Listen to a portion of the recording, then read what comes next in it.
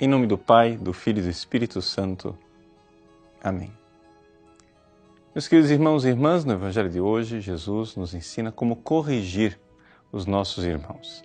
O contexto do Evangelho é aquele de um discurso de Jesus dirigido aos seus discípulos.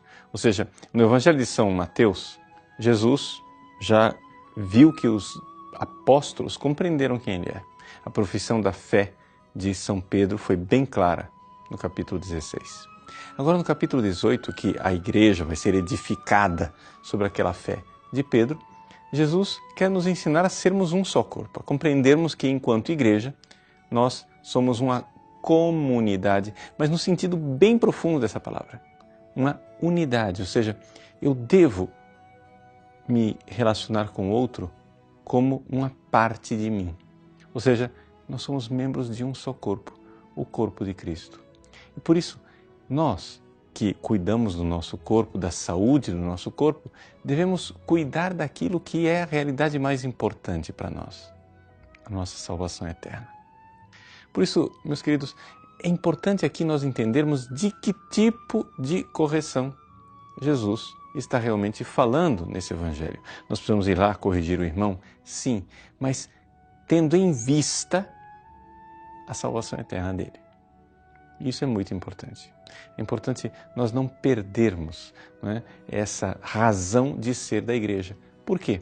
Porque, infelizmente, existe uma tendência de esvaziar o Evangelho para realidades intramundanas, como se Jesus estivesse nos ensinando uma espécie de etiqueta, de norma comunitária, simplesmente, no sentido raso da palavra comunidade, somente para uma pequena sociedade intramundana aqui dessa terra, pequenas regras sociais. Mas Jesus não está fazendo isso.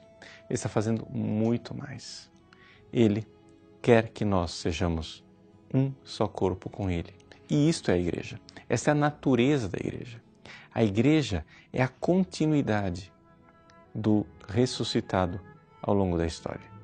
E nós, membros da igreja, precisamos ter este foco, esta realidade que o fim último, a razão de ser de nossa vida é a nossa comunhão com o Cristo, a nossa unidade com Ele. Por isso Jesus fala aqui aquilo que Ele disse antes a Pedro. O que ligares na terra será ligado no céu. O que desligares na terra será desligado no céu. Isso quer dizer que a igreja, né, é uma unidade aqui na terra, mas que fala de uma outra unidade lá no céu com o Cristo. Teu irmão pecou, é necessário corrigi-lo. Mas corrigi-lo por quê? Porque ele tem a alma em perigo. E exatamente porque ele tem a alma em perigo, nós precisamos compreender que uma pessoa que está no pecado e com a alma em perigo, ela também significa um perigo para os pequeninos ao redor que podem se escandalizar e ir na direção do pecado e da perdição. Por isso, o foco da correção não é uma injustiça privada, pessoal aqui deste mundo que alguém cometeu contra mim. O foco é a salvação daquela pessoa. Então, muitas vezes, colocados com esta premissa na nossa cabeça, no nosso coração, nós iremos agir de uma forma diferente. Deixa eu explicar. Você vai corrigir o irmão por quê? Porque você quer obter justiça de qualquer jeito? Ah, bom, então você vai lá, corrige o irmão. Depois, chama 2 testemunhas. Depois, excomunga ele. Pronto, acabou. E segue a cartilha do jeito que está ali no Evangelho. Mas se a finalidade é a salvação eterna do irmão, o que é que eu preciso fazer para não desistir do meu irmão e para salvá-lo? Eu vou corrigi-lo, sim, mas não só corrigi-lo para dizer, tá vendo? Já cumpri a etapa que está lá no Evangelho, já corrigi. Agora eu lavo minhas mãos, agora vai o processo até ele ficar excomungado. Não, você tem que corrigir dizendo, pobre do meu irmão, ele vai se perder.